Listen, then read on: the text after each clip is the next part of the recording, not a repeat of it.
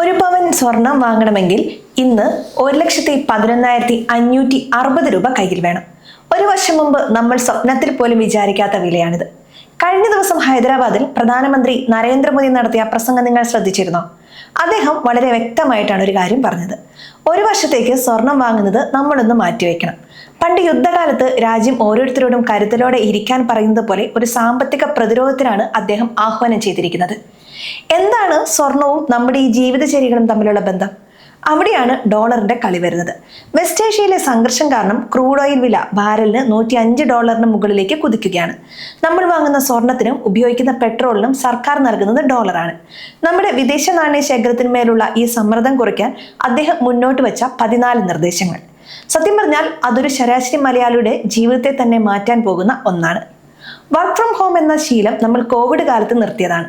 എന്നാൽ അത് തിരികെ കൊണ്ടുവരണമെന്നാണ് പ്രധാനമന്ത്രി പറയുന്നത്. വണ്ടി റോഡിൽ ഇറങ്ങുമ്പോൾ കത്തുന്നത് പെട്രോളാണ്. കേരളത്തിൽ 1 ലിറ്റർ പെട്രോളിന് 106 രൂപയ്ക്ക് മുകളിലാണ് വില. ഓഫീസിൽ പോകുന്നത് കുറച്ച് വീട്ടിലിരുന്ന് ജോലി ചെയ്താൽ ഇന്ധനം ലാഭിക്കാം. ഡോളർ പുറത്തേക്ക് പോകുന്നത് തടയാം. ഇത് നമ്മുടെ പോക്കറ്റിനും ലാഭമാണ്. അതുപോലെ തന്നെയാണ് മെട്രോ ട്രെയിനുകളും പബ്ലിക് ട്രാൻസ്പോർട്ടുകളും പരമാവധി ഉപയോഗിക്കണമെന്നും പറയുന്നത്. ഇലക്ട്രിക് വണ്ടികൾ ഉള്ളവർ തന്നെ അത് ഉപയോഗിക്കാൻ ശ്രമിക്കുക. കാർ പൂളിംഗ് ശീലമാക്കുക. ഇതെല്ലാം കേൾക്കുമ്പോൾ നിസ്സാരമെന്ന് തോന്നാം. പക്ഷെ ഓരോ തുള്ളി ഇന്ധനവും ലാഭിക്കുമ്പോഴും നമ്മൾ കാക്കുന്നത് രാജ്യത്തിന്റെ സമ്പദ് വ്യവസ്ഥയാണ്. നമ്മൾ സ്വർണം വാങ്ങുന്നത് കുറയ്ക്കാൻ പറയുന്നത് എന്തിനാണ്? സ്വർണം ഇന്ത്യയിൽ വിളയുന്നതല്ല, അത് നമ്മൾ ഇറക്കുമതി ചെയ്യുന്നതാണ്. കല്യാണ സീസൺ വരുമ്പോൾ നമ്മൾ കാണിക്കുന്ന ആവേശം കുറച്ചൊന്ന് നിയന്ത്രിച്ചാൽ ഡോളറിനെതിരെ രൂപയുടെ മൂല്യം പിടിച്ചു നിർത്താൻ നമുക്ക് സാധിക്കും.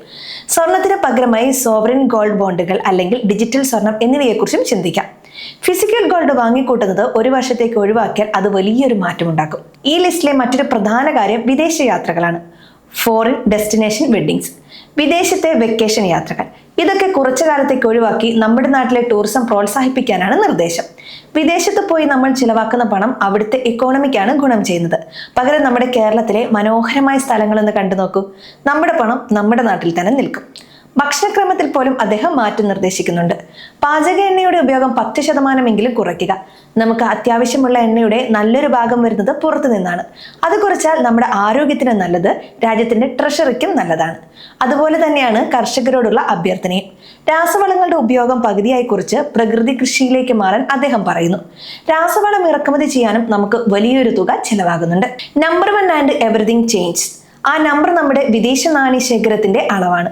ഒരു IT ജീവനക്കാരനായാലും ചെറിയ കട നടത്തുന്ന ആളായാലും നമ്മൾ ഉപയോഗിക്കുന്ന ഷൂസ്, ബാഗ്, വസ്ത്രങ്ങൾ ഇതൊക്കെ മെയ്ഡ് ഇൻ ഇന്ത്യ ആണെന്ന് ഉറപ്പുവരുത്തുക. വോക്കൽ ഫോർ ലോക്കൽ എന്നത് വെറും ഒരു മുദ്രാവാക്യമല്ല, അതൊരു സാമ്പത്തിക ആയുധമാണ്. വിദേശ ബ്രാൻഡുകൾക്ക് പിന്നാലെ പോകാതെ നമ്മുടെ നാട്ടിലെ സംരംഭകരെ പിന്തുണയ്ക്കുക. സത്യം പറഞ്ഞാൽ ഇതൊരു പേടിപ്പെടുത്തുന്ന സാഹചര്യമൊന്നുമല്ല, മറിച്ച് നമ്മുടെ ഉത്തരവാദിത്തം തെളിയിക്കേണ്ട സമയമാണ്. നമ്മൾ ഓരോരുത്തരും എടുക്കുന്ന ഈ ചെറിയ തീരുമാനങ്ങൾ, 1 ലിറ്റർ പെട്രോൾ ലാഭിക്കുന്നത് മുതൽ സ്വർണം വാങ്ങുന്നത് ഒരു വർഷത്തേക്ക് മാറ്റിവെക്കുന്നത് വരെ, ഇതൊക്കെയാണ് നമ്മുടെ രാജ്യത്തെ സംരക്ഷിക്കുന്നത്. ലളിതമായ ജീവിതശൈലിയിലൂടെ നമുക്ക് ഈ പ്രതിസന്ധിയെ മറികടക്കാം. ഈ മാറ്റങ്ങൾ നിങ്ങളുടെ ജീവിതത്തിൽ എങ്ങനെ കൊണ്ടുവരാൻ സാധിക്കുമെന്ന് ആലോചിച്ച് നോക്കൂ. സ്വർണ്ണവില ഇത്രയും ഉയർന്നു നിൽക്കുന്ന ആ സമയത്ത് ഇതൊരു ആഭരണമായി വാങ്ങുന്നതിനേക്കാൾ മറ്റു നിക്ഷേപങ്ങൾ നോക്കുന്നത് തന്നെയാണ് ബുദ്ധി. ഈ വിവരങ്ങൾ ഉപകാരപ്പെട്ടെങ്കിൽ നിങ്ങളുടെ പ്രിയപ്പെട്ടവരിലേക്കും എത്തുക. നമ്മുടെ കരുതൽ നമ്മുടെ സമ്പാദ്യം കൂടിയാണ്. ഇനിയുള്ള ദിവസങ്ങളിൽ സാമ്പത്തിക കാര്യങ്ങളിൽ കൂടുതൽ അറിവ് നേടാൻ ശ്രമിക്കുക.